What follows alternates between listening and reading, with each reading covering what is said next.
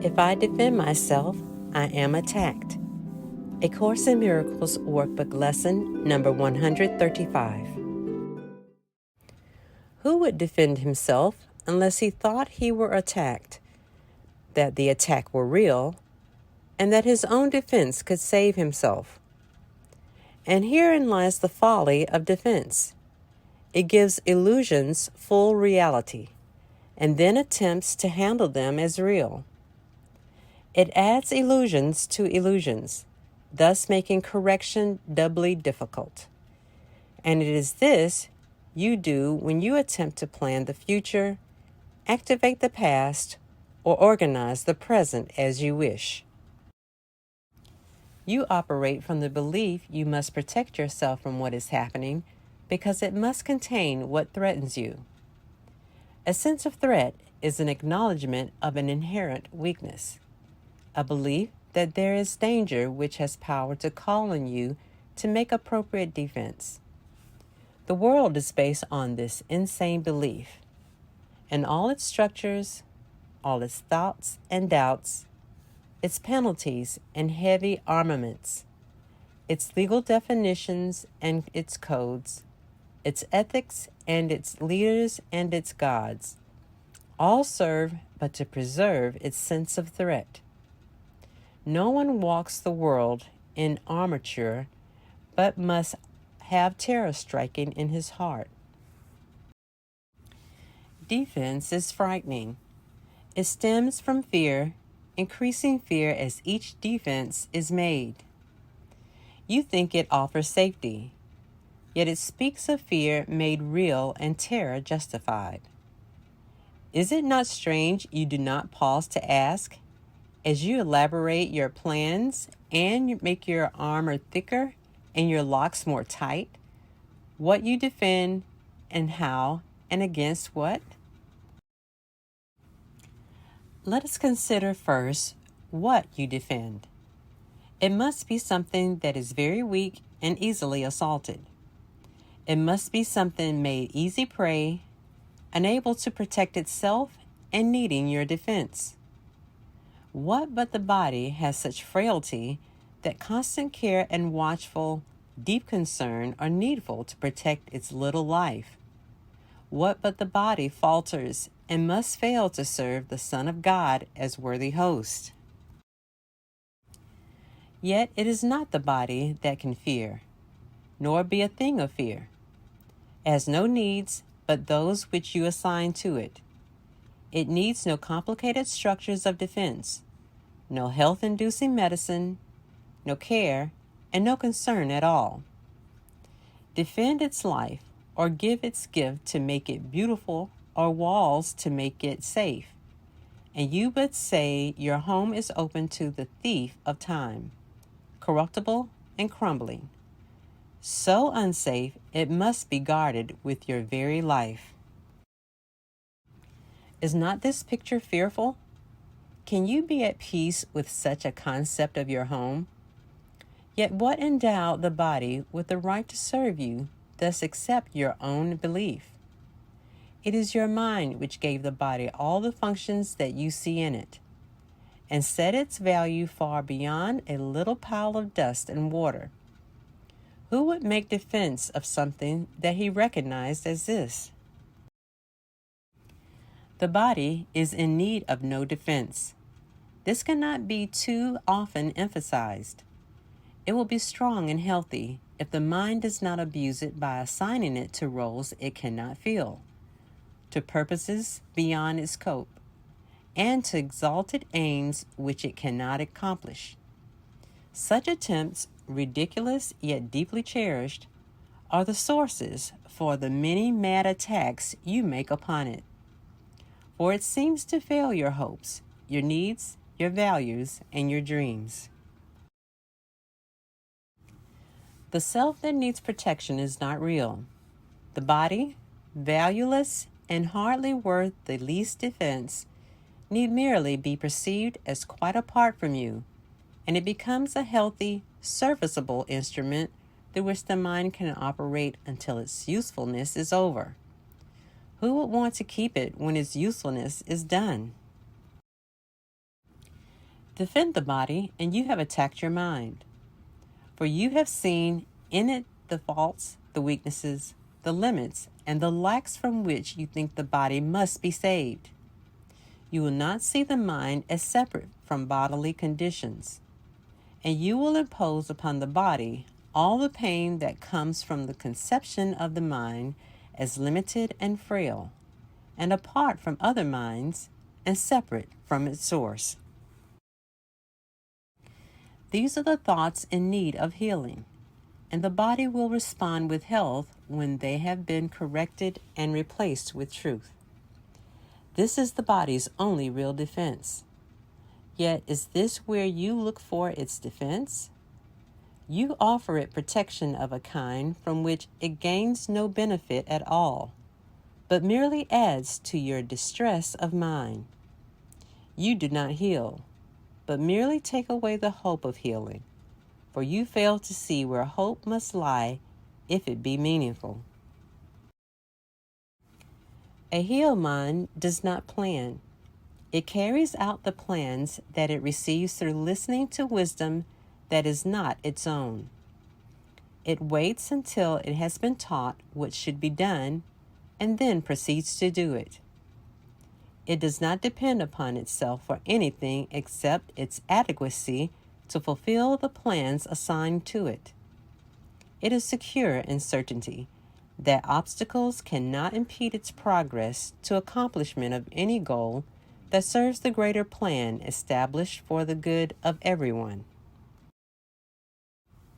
A healed mind is relieved for the belief that it must plan, although it cannot know the outcome which is best, the means by which it is achieved, nor how to recognize the problem that the plan is made to solve.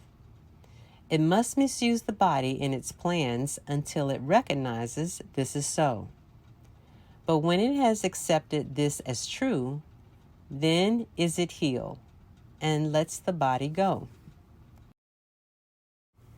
Enslavement of the body to the plans the unhealed mind sets to save itself must make the body sick. It is not free to be the means of helping in a plan which far exceeds its protection and which needs its service for a little while. In this capacity is health assured, for everything the mind employs for this will function flawlessly and with the strength that has been given it and cannot fail. It is perhaps not easy to perceive that self-initiated plans are but defenses, with the purpose all of them were made to realize. They are the means by which a frightened mind would undertake its own protection at the cost of truth. This is not difficult to realize in some forms which these self-deceptions take, where the denial of reality is very obvious. Yet planning is not often recognized as a defense. The mind engaged in planning for itself is occupied in setting up control of future happenings. It does not think that it will be provided for unless it makes its own provisions. Time becomes a future emphasis, to be controlled by learning and experience obtained from past events and previous beliefs. It overlooks the present, for it rests on the idea the past has taught enough to let the mind direct its future course. The mind that plans is thus refusing to allow for change. What it has learned before becomes the basis for its future goals. Its past experience directs its choice of what will happen.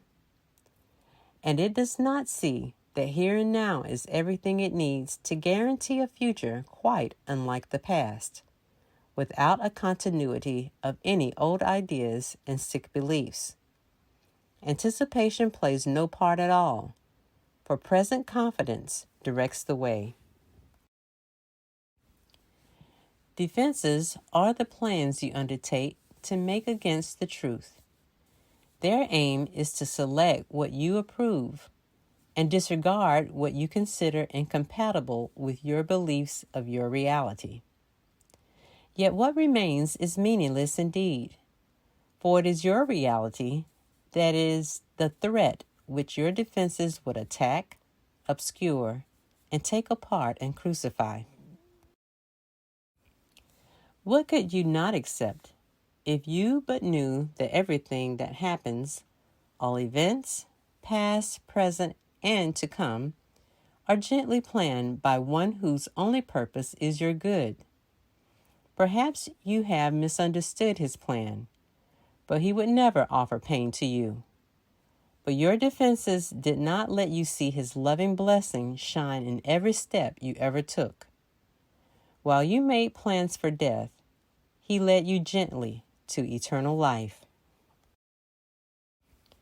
Your present trust in him is the defense that promises a future undisturbed, without a trace of sorrow, and with joy that constantly increases, as this life becomes a holy instant, set in time, but heeding only immortality. Let no defenses but your present trust direct the future, and this life becomes a meaningful encounter with the truth that only your defenses would conceal. Without defenses, you become a light which heaven gratefully acknowledges to be its own, and it will lead you on in ways appointed for your happiness according to the ancient plan, begun when time was born. Your followers will join their light with yours, and it will be increased until the world is lighted up with joy. And gladly will our brothers lay aside their cumbersome defenses, which availed them nothing and could only terrify. We will anticipate that time today with present confidence, for this is part of what was planned for us. We will be sure that everything we need is given us for our accomplishment of this today. We make no plans for how it will be done, but realize that our defenselessness is all that is required for the truth to dawn upon our minds with certainty. For 15 minutes twice today, we rest from senseless planning and from every thought that blocks the truth from entering our minds. Today, we will receive instead of plan, that we may give instead of organize. And we are given truly. As we say, if I defend myself, I am attacked. But in defenselessness, I will be strong, and I will learn what my defenses hide. Nothing but that. If there are plans to make, you will be told of them. They may not be the plans you thought were needed, nor indeed the answers to the problems which you thought confronted you. But they are answers to another kind of question, which remains unanswered yet in need of answering until the answer comes to you at last. All your defenses have been aimed at not receiving what you will receive today. And in the light and joy of simple trust, you will but wonder why you ever thought that you must be defended from release. Heaven asks nothing. It is hell that makes extravagant demands for sacrifice. You give up nothing in these times today when, undefended, you present yourself to your Creator as you really are. He has remembered you. Today, we will remember Him. For this is Easter time in your salvation. And you will rise again from what was seeming death and hopelessness. Now is the light of hope reborn in you. For now you come without defense, to learn the part for you within the plan of God. What little plans or magical beliefs can still have value when you have received your function from the voice for God Himself? Try not to shape this day as you believe would benefit you most, for you cannot conceive of all the happiness that comes to you without your planning. Learn today, and all the world would take this giant stride and celebrate your Easter time with you. Throughout the day, as foolish little things appear to raise defensiveness in you and tempt you to engage in weaving plans, remind yourself this is a special day for learning and acknowledge it with this. This is my Easter time, and I will keep it holy. I will not defend myself because the Son of God needs no defense against the truth of his reality.